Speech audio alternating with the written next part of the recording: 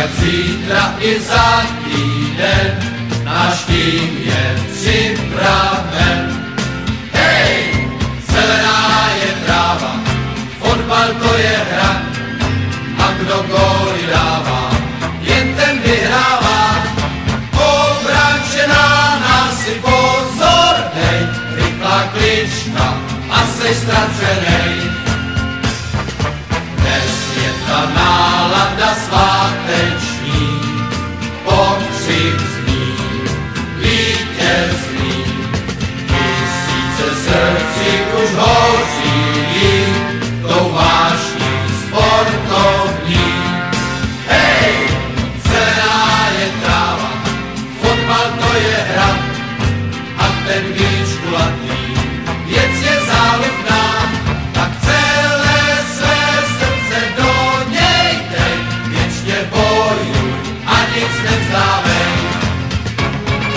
Zelená je tráva, fotbal to je hra, a ten míč kulatý, věc je záludná, jen se s ním hopu nepálej, ostrou ránou góly rozdávej.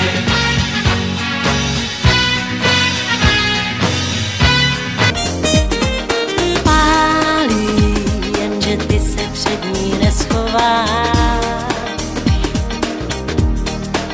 Čím dál víc pálí, tisíc paprsků.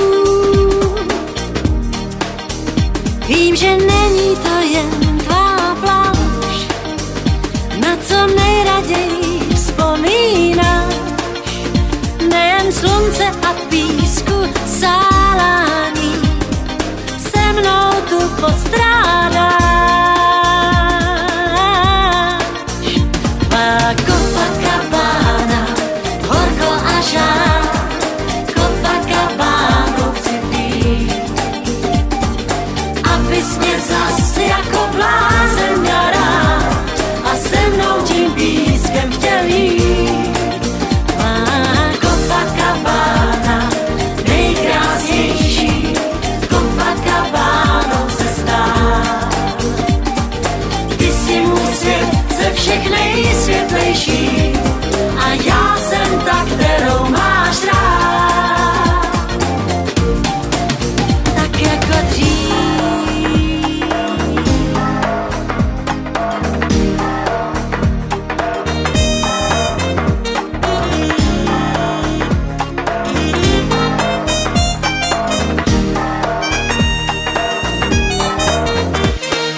Pálí, jenže já se před ní neschovám.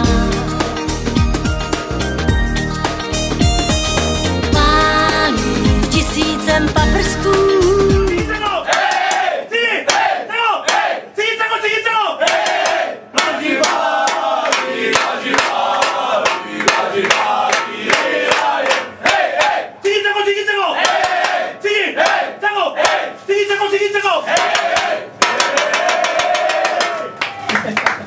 Oši, taky dneska doroste, jak platí soud, jo?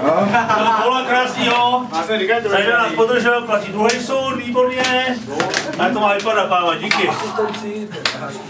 Výborně, super, Oši, super.